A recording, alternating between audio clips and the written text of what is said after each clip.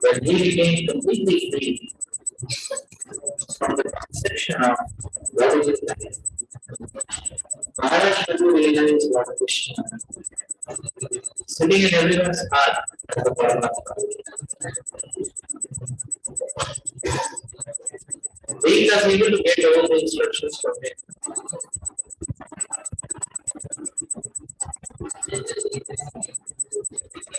he gave up all other practices of yoga and jnana. He was not even interested in the perfection of the yoga and jnana systems. But he never realized that devotional service to Krishna is the ultimate goal of life. And that unless yogis and jnanis become attracted to Krishna narrations about Krishna, their illusions concerning the existence can never be disbelieved. As long as one is too much absorbed in the bodily conception of life, he becomes interested in many different processes of self-realization, such as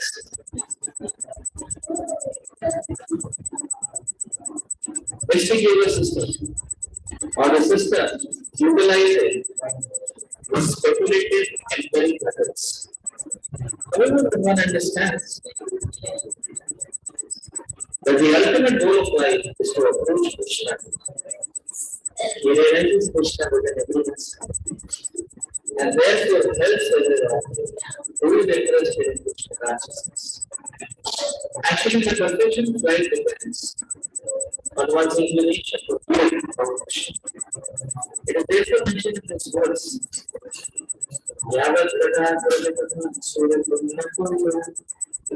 Unless one becomes interested in Krishna, in his pastimes and activities, there is no question of liberation by means of yoga practice or speculative knowledge.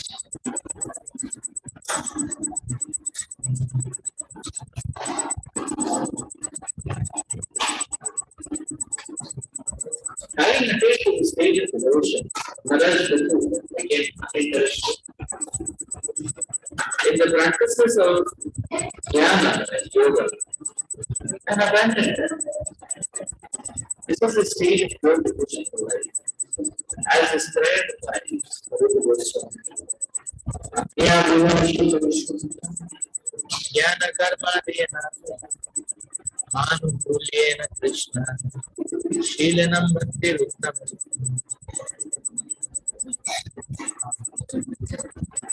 Real jnana means understanding that the living entity is an eternal servant of the world. This knowledge is attained after many births, as confirmed in Bhagwatam 7:19.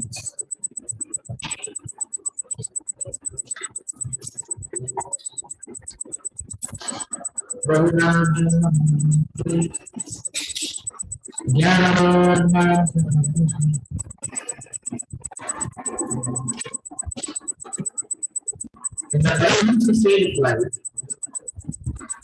one fully realizes Krishna as everything. Vasudeva Sarvamiti Samahatma Subramani. When one understands fully that Krishna is everything, and that Krishna consciousness is the highest perfection of life, he becomes a Paramahansa or a Mahatma. Such a Mahatma or Paramahansa is very rare to find. Paramahansa or pure devotee is never attracted to its repetitive life. He is simply interested in the unavoidable devotional service. Sometimes one who is formally connected to these processes tries to perform devotional service. And the Jnana Yoga practices at the same time. But as soon as he comes to the unavoidable stage of devotional service, he is able to use all the methods, all other methods of self-realization. In other words, when one firmly realizes Krishna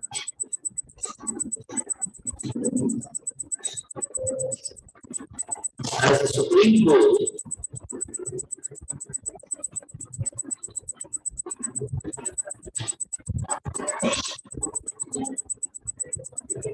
he is no longer attracted to mystic yoga practice or the speculative empirical methods of knowledge.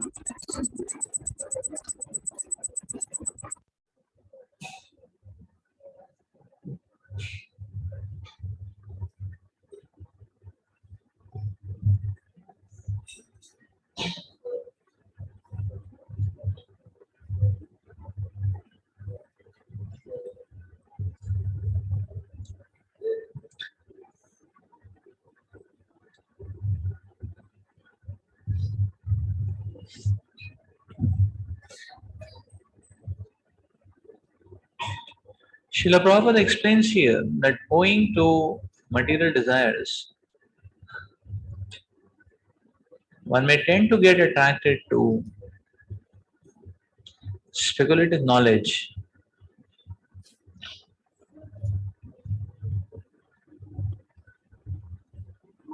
or the mystic yoga system.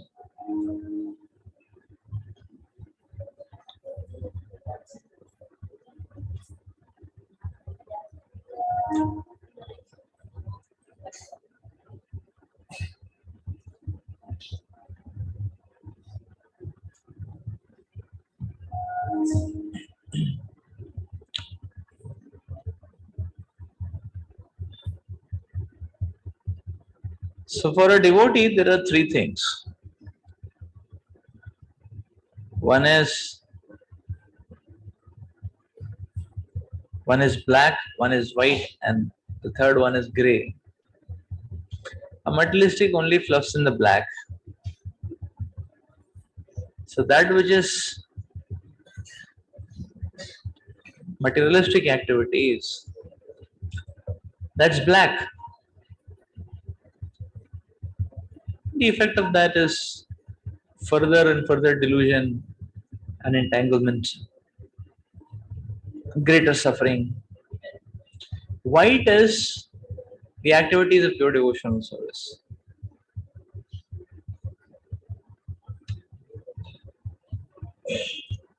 But then there are shades of grey.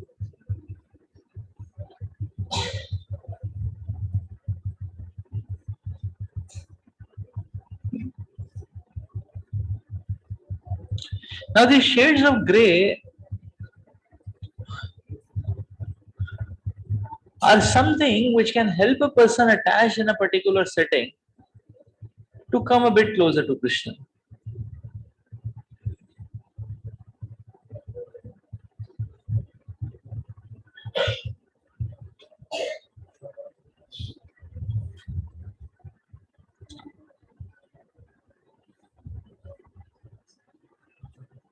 But for one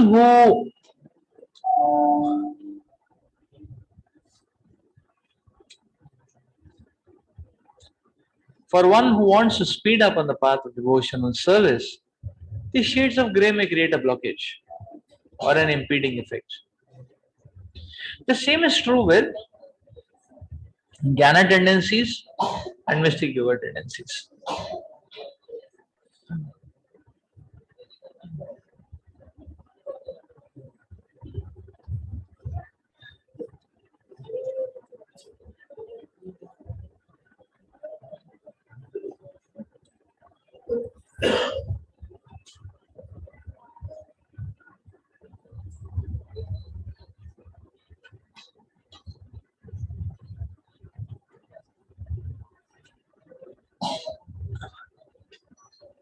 They are helpful for a person who is caught up in that kind of proclivity to help him get out and at least move towards Krishna.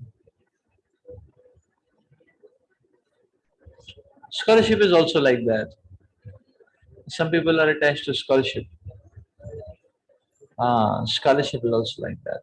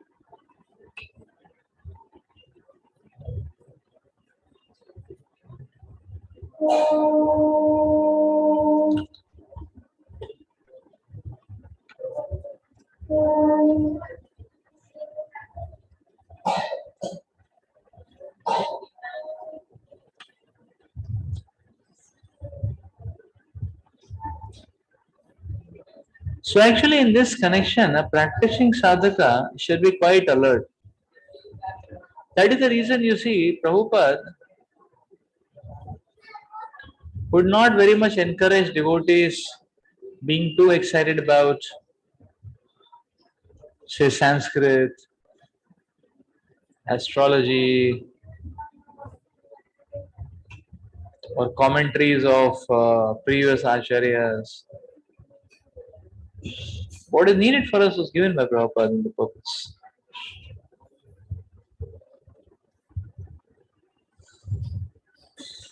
Why? Because it can create a blockage, an impediment for a practicing sadhaka.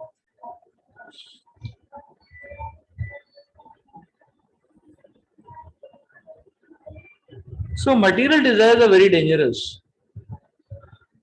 Why? Because you see, a person is happily situated and stationed in Krishna consciousness. He's practicing Krishna consciousness very nicely. Now material desire is like a vehicle. So this vehicle comes and slowly starts taking the devotee off. So obviously initially that speed is very slow. So may not realize, means okay, I'm still in Krishna consciousness, actively. But slowly, the material activity, the material desire is just like small lanes. Then the vehicle goes slow. Slowly it comes on a highway. As soon as it comes on a highway, it speeds off. Same thing happens actually. Same thing happens. Slowly, person gets off track. It creates a shift of focus actually.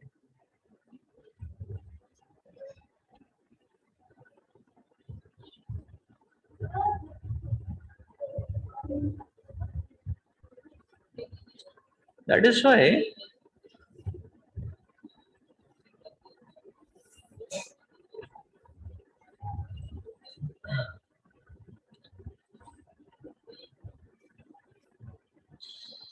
a sadhaka needs to ascertain the place value of various activities in devotional service.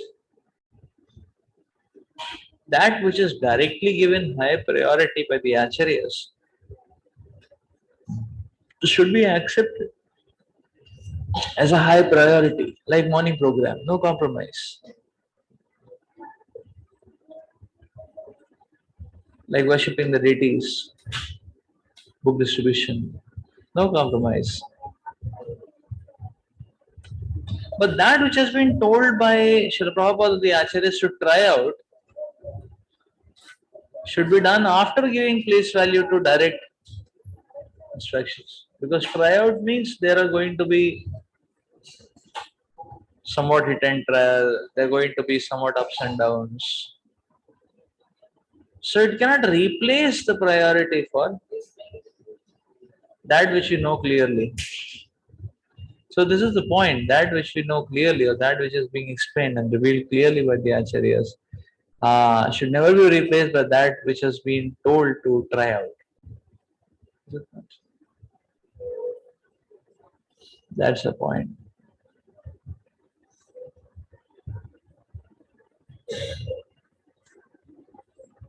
So our devotees don't get much excited about mystic yoga because anyways it's not practical. But to give an example of mystic yoga is PDS.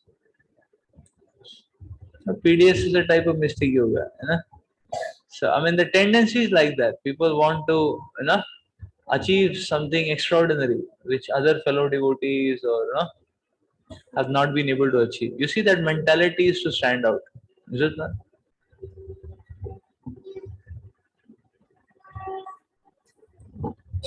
That mentality is to stand out.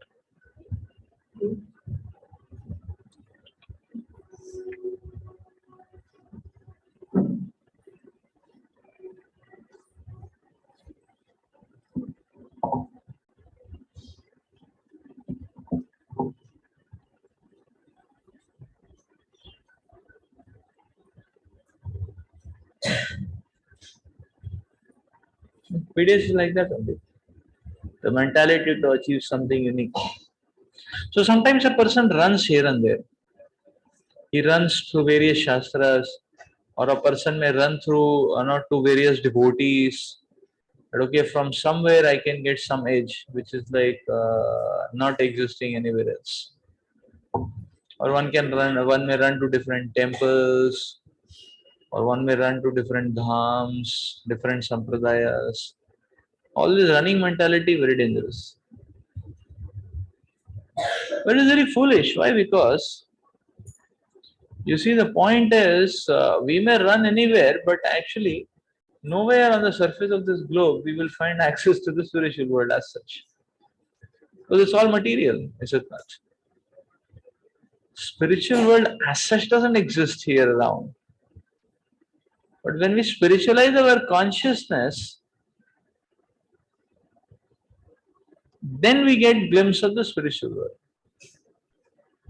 So basically, the Vaikuntha Airlines, wherever you run, just like you want to catch a bus, wherever you go, you need to be at a bus stop. If you are in between two bus stops, you won't be able to get the bus, unless the bus is empty and very desperate for customers. It won't stop. Is it not? Regular buses don't stop. They will only stop at their bus stops. Is it not? So if one is not at a bus stop, or suppose train never stops in between unless it is dysfunctional or there's some anomaly. So if you want to catch a train, you have to be at a station, which comes in the stoppage route. I mean, which is declared to be a stoppage point. Is it not? Then only one can catch. Now, what about Vaikuntha Airlines? Where is the catching point of Vaikuntha Airlines? Vaikuntha Airlines very special airlines. Yeah? Very special airlines. Why? Because so uh, so it's not that one has to go here, there, somewhere, and to be able to be eligible to catch Vaikuntha Airlines. Vaikuntha Airlines comes to the person directly. Is it not? The person is qualified, Vaikuntha Airline comes to him directly, wherever he is. So it doesn't matter where he is it not? No. Vaikuntha Airline is very interesting airline. So spiritual world is a matter of consciousness. And consciousness is a matter of sincerity. And sincerity can be cultivated in the association of devotees anywhere.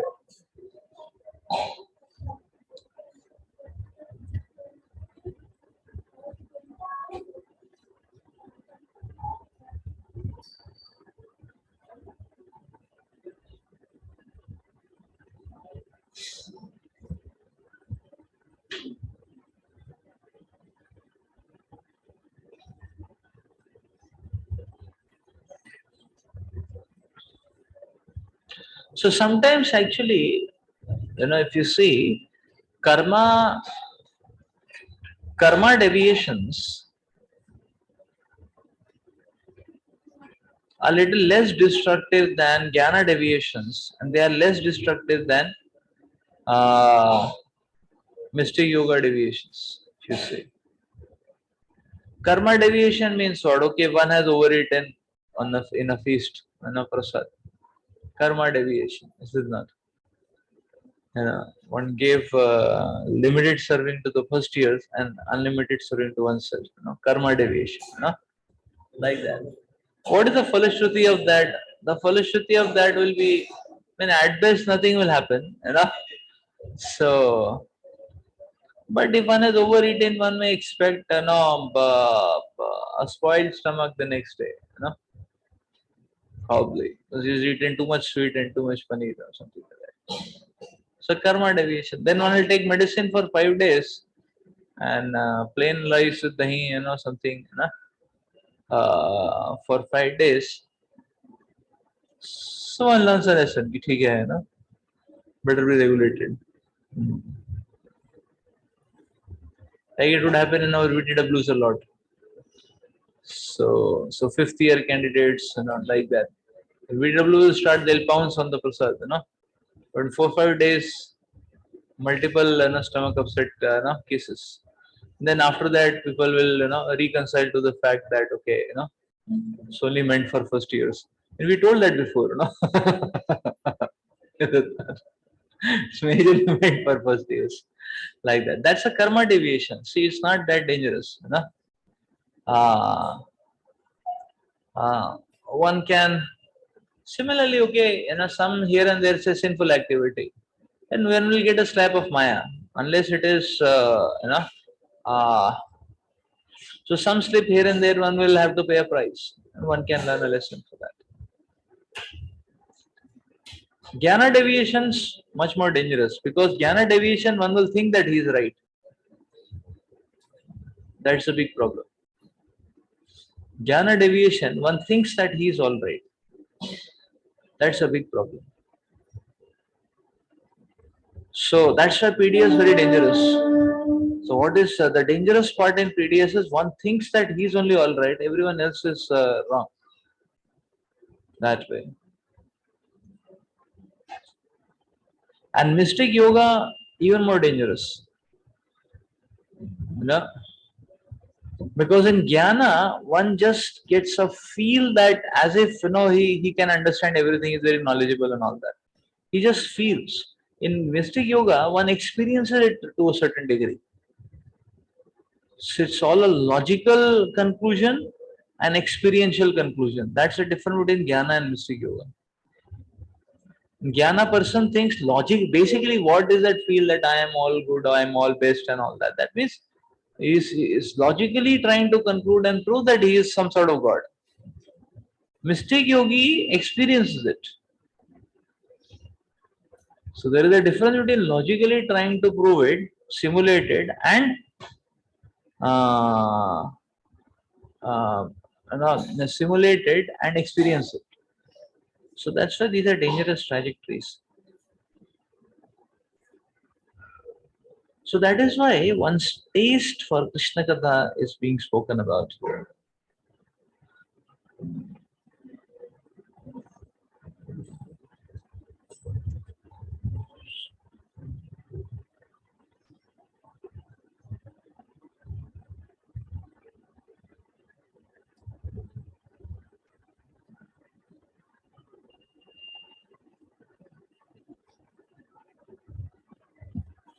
So in Krishna consciousness, sometimes we use knowledge to help us, to control us, to channelize us, to motivate us.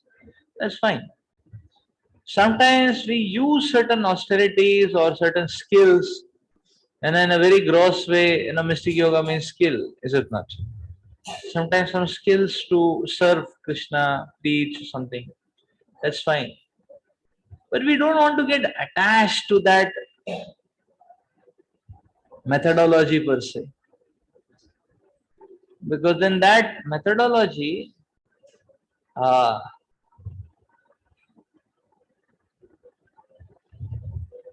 will start taking us off track. That's the point.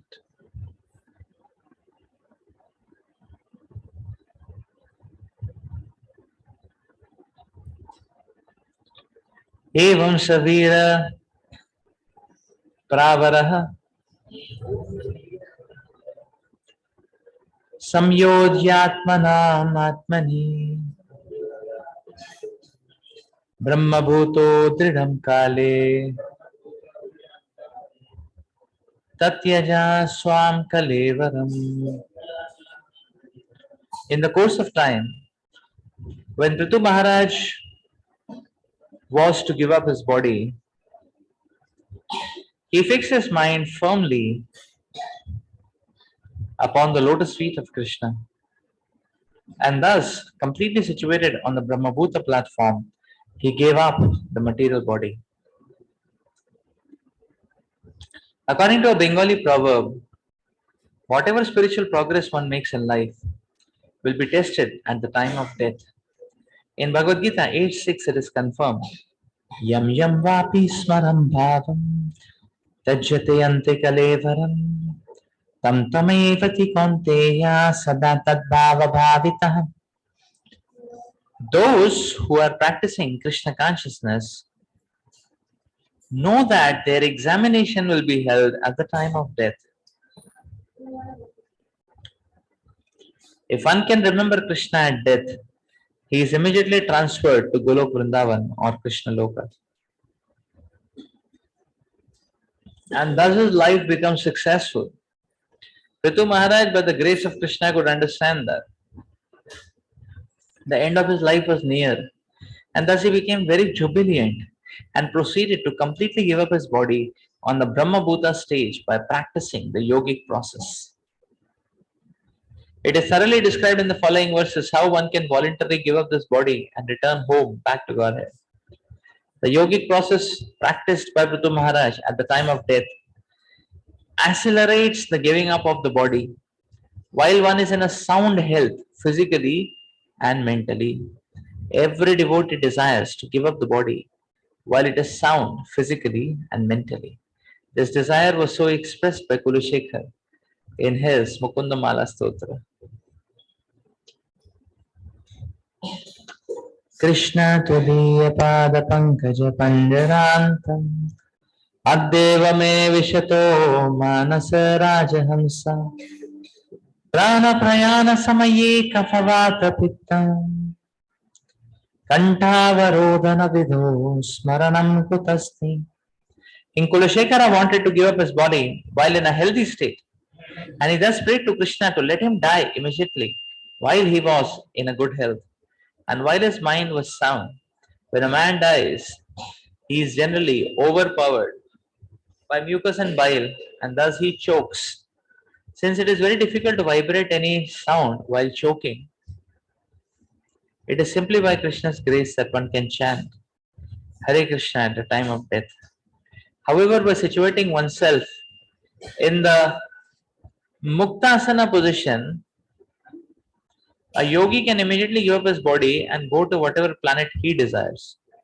A perfect yogi can give up his body whenever he desires through the practice of yoga.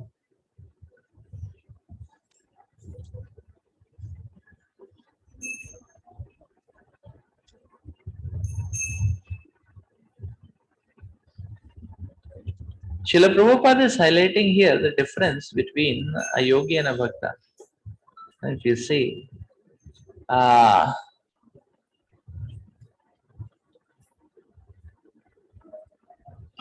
yes, that is very much true that at the end of his life, whatever state one remembers, he gets transferred to that position or planet accordingly. So a devotee depends on Krishna for remembering him.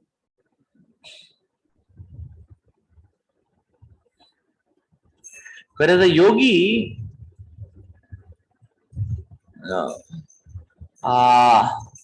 wants to himself accomplish that stage. You see.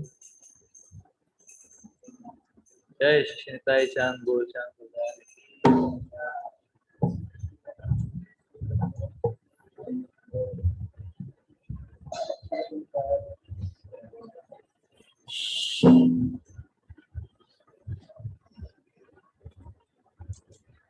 So that's why there are less accidents for a devotee. There is a chance for a greater accident in case of a yogi.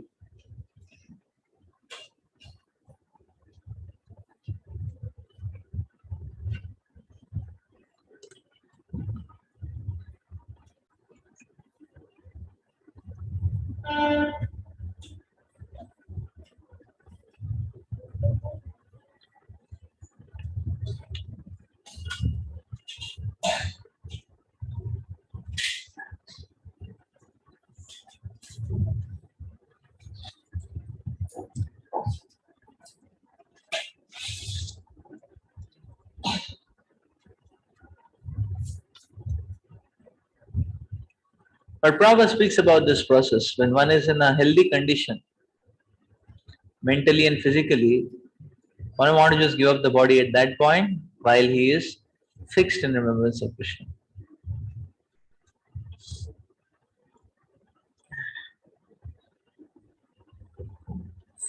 And then Prabhupada quotes Kulashikar Maharaj, who is praying to Krishna to make that happen. Is it not? He's praying to Krishna to make that happen. Not that he's himself trying to drive it, but he's praying to Krishna that make that happen.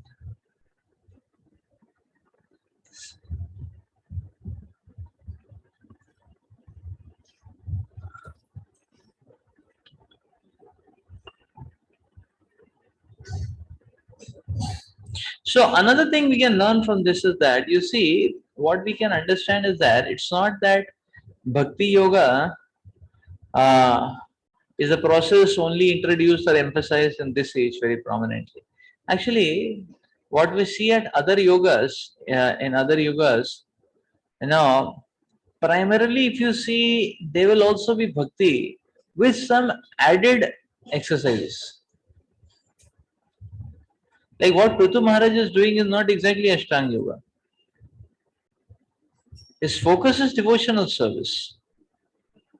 But because he is in an age and a power and a position that they can do a little more than that, there are some added exercises. Is it not? So what he is doing is not different from bhakti.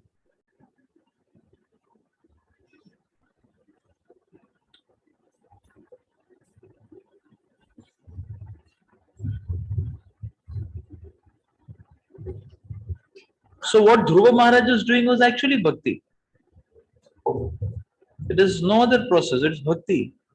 Otherwise it wouldn't have been spoken in Bhagwatam in such great details.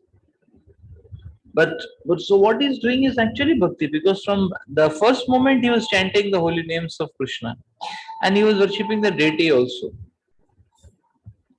Like that.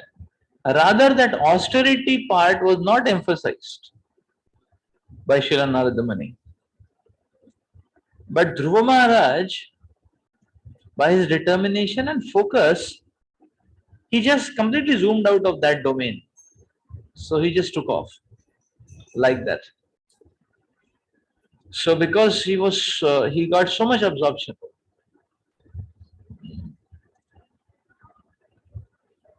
that he just completely took off from all the material platforms that way. But that was not something what Narad Muni had dictated.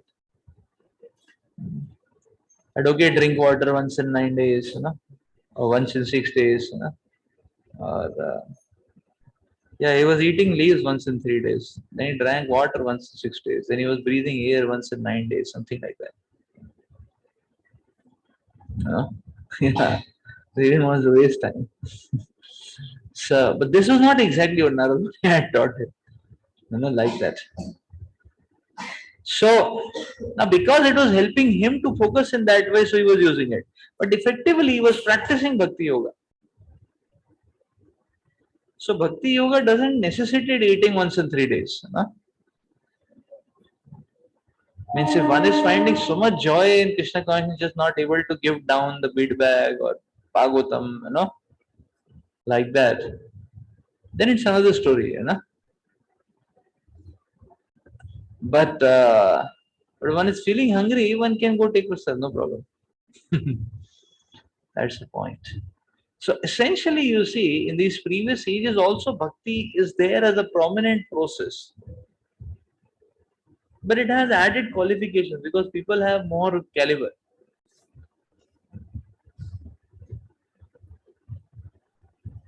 That's the point.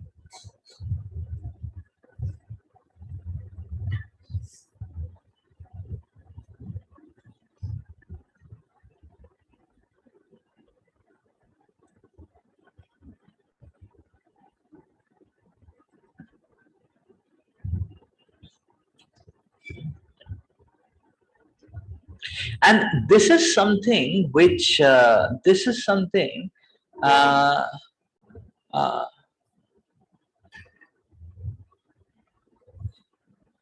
which a guru also keeps in mind while giving services. Guru or the temple, seniors, they also keep in mind while giving services.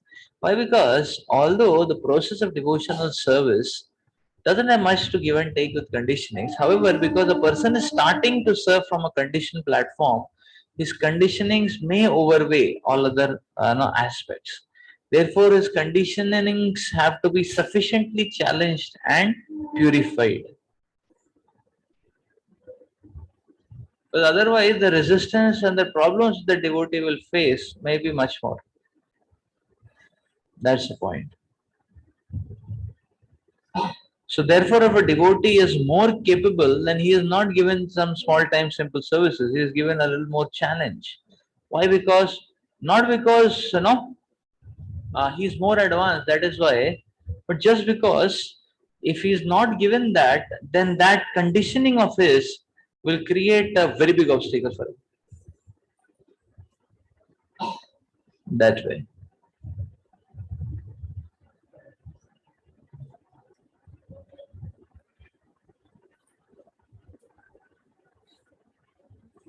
like uh, like Dasharathi was a very great scholar, no?